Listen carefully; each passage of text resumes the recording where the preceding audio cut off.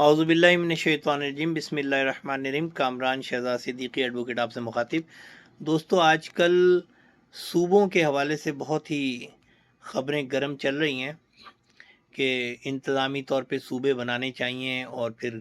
ہمارے صوبہ سندھ سے آوازیں اٹھ رہی ہیں کہ صوبہ سندھ بنے گا تو کشت و خون کی ہولی کھیلی جائے گی، پاکستان ایسے ہو جائے گا، پاکستان ویسے ہو جائے گا، سندھ ہماری دھرتی ماں ہے، وغیرہ وغیرہ وغیرہ۔ تمام لوگوں کی رائے کا بہت احترام کرتے ہوئے میں یہ کہنا چاہوں گا ارباب اقتدار سے اور ارباب اختیار سے کہ اگر صوبوں کی تقسیم سے ملک میں کوئی فتنہ فساد پیدا ہونے کا اندیشہ ہے اور خون خرابے کا اللہ نہ کرے کوئی اندیشہ ہے، تو میرا خیال یہ ہے کہ بڑی لائن کو مٹائے بغیر اسے چھوٹا کیا جا سکتا ہے۔ اگر آپ یہ سمجھتے ہیں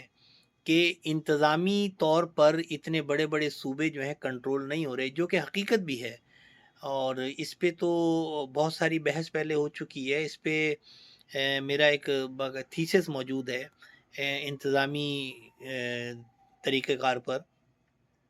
تو میں یہ سمجھتا ہوں کہ ہمیں ایسا کام کرنا چاہیے جس سے پاکستان کو نقصان نہیں، فائدہ ہو، اور اس کا ایک بہترین طریقہ یہ ہے کہ چاروں صوبوں اور بشمول گلگت بلتستان یعنی 5 صوبوں کو قائم رکھا جائے۔ یہ صوبے ایسے ہی رہیں،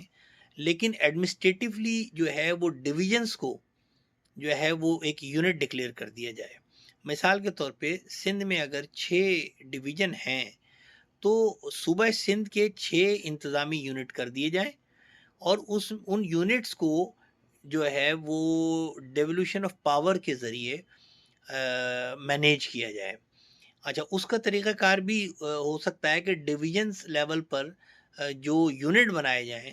وہ مثال کے طور پہ یہی کہلائیں کہ یونٹ 1 اگر کراچی ہے صوبہ سندھ کا، یونٹ 2 حیدرآباد ہے صوبہ سندھ کا، یونٹ 3 سکھر ہے صوبہ سندھ کا، یونٹ 4 میرپور خاص ہے سندھ کا، یونٹ 5 نواب شاہ ہے سندھ کا، اور یونٹ 6 لاڑکانہ ہے سندھ کا۔ تو کوئی ایشو نہیں ہے، اس میں کوئی اتنا بڑا مسئلہ کھڑا نہیں ہوگا۔ مسئلہ یہ کہ مسائل حل ہوں، ملک ترقی کرے، اور ان یونٹس میں وہ جو آپ یونٹس بنائیں گے اس میں اس طریقے سے کریں کہ جو ہیڈ آف دا یونٹ ہے اس کا آپ ناظم نام رکھیں، آپ میئر نام رکھیں، یا آپ کوئی اور نام رکھیں، جو بھی آپ نام رکھیں، اس کو آپ براہ راست اس یونٹ کے ووٹوں سے وہ الیکٹ ہو، اور وہ اپنی 10 رکنی کیبنٹ بنائے اور وہ پک اینڈ چوز کرے 10 رکنی کیبنٹ کو۔ مثال کے طور پہ وہ ہائی ایجوکیٹڈ انسان جو ایجوکیشن فیلڈ کا ہے اس کو ایجوکیشن کا ادارہ دے، جو لاء کا ہے اس کو لاء کا ادارہ دے، جو ٹریڈ کا ہے اس کو ٹریڈ اینڈ بزنس دے، جو انرجی کا ہے اس کو وہ دے۔ تو اس طرح 10 افراد جو ہیں وہ الیکٹ کرے، جیسے کہ امریکن پریزیڈنٹ اپنی کیبنٹ کو الیکٹ کرتا ہے، اور وہ جو 10 افراد ہیں وہ اپنے اس میئر یا اس ناظم اعلیٰ کو جواب دہ ہوں جو اس یونٹ کے ووٹوں سے براہ راست آیا ہے۔ اسی طریقے سے یہ 32-33 جو ہیں پاکستان کے انتظامی طور پہ یونٹ بن جائیں گے، اور صوبے اپنی جگہ پہ فعال رہیں گے، صوبوں کا نام اسی طرح چلتا رہے گا۔ ٹھیک ہے۔ اچھا، اب صوبائی حکومتیں ختم کر دی جائیں، صوبہ سندھ ایسے ہی قائم رہے، صوبہ پنجاب بھی قائم رہے، صوبہ گلگت بلتستان بھی قائم رہے، صوبہ کے پی کے بھی رہے، اور صوبہ بلوچستان بھی رہے، تاکہ جو یہ کہتے ہیں کہ صوبہ ہماری دھرتی ماں ہے تو ان کی ماں بھی قائم دائم رہے۔ لیکن انتظامی طور پر تو ان کو کوئی اعتراض نہیں ہوگا نا، اگر سندھ کو بہتر کرنے کے لیے ہم انتظامی طور پہ یونٹ ایڈمنسٹریٹو بنا لیں، بالکل اسی طریقے سے جیسے کراچی جو ہے ایک وقت تھا کراچی کے 4 صوبے تھے، پھر انتظامی بہتری کے لیے کراچی میں ملیر کو ایک صوبہ بنایا گیا، پھر انتظامی یونٹ کی بہتری کے لیے لیاری کو ایک صوبہ بنایا گیا، پھر کرنگی کو ایک صوبہ بنایا گیا۔ تو اب صوبے جو ہیں وہ جو اپنا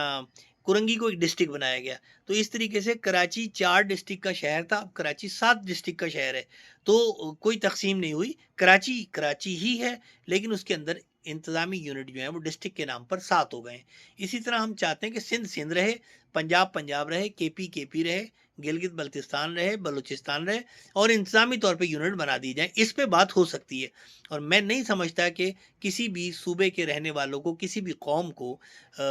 کسی حوالے سے اس پہ کوئی اعتراض ہوگا۔ تو میری ایک یہ رائے ہے، اس پہ بات کی جا سکتی ہے۔ اس طریقے سے اگر 32 یا 33 انتظامی یونٹ پاکستان کے بنتے ہیں تو تقریباً 32-33 جو ہے وہ ناظم ہوں گے، اور ہر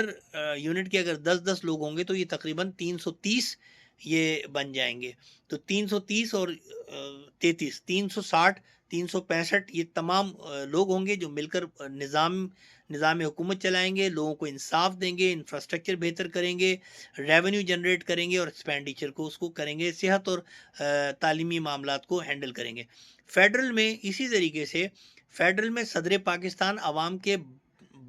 ڈائریکٹ ووٹوں سے الیکٹ ہو، اور پھر وہ اپنی 30 یا 40 رکنی کیبنٹ بنائے، اور وہ اس سے پورے ملک کے نظام کو آپریٹ کرے۔ تو اس طریقے سے آپ یہ سمجھ لیں کہ تقریباً 400 450 لوگ جو ہیں وہ پورا ملک بہتر طریقے سے چلا سکیں گے۔ آپ چاہیں تو سینٹ کو قائم رکھیں تاکہ وہ ہر صوبے کی برابری کی نمائندگی ہو جائے، تو 500 افراد جو ہیں وہ اس پاکستان کو بہت اچھے طریقے سے چلا سکیں گے۔ اس وقت تقریباً 1250 لوگ ہیں، اور اندھا دھند کرپشن ہو رہی ہے، اور پاکستان ترقی کے بجائے تنازلی کا شکار ہو رہا ہے۔ تو میں یہ سمجھتا ہوں کہ اگر یہ اس معاملے کو اس طریقے سے ہینڈل کیا جائے تو ہمارے لوگوں کے درمیان اختلافات بھی نہیں ہوں گے، کوئی خونریزی کا اندیشہ بھی نہیں ہوگا، اور پاکستان بہتر طریقے سے آگے نکل سکے گا۔ یہ میری رائے ہے، آپ اپنی رائے کا اظہار کر سکتے ہیں، میری رائے سے ایگری بھی کر سکتے ہیں، اور آپ میری رائے سے اختلاف بھی کر سکتے ہیں۔ بہت شکریہ۔ پاکستان زندہ باد۔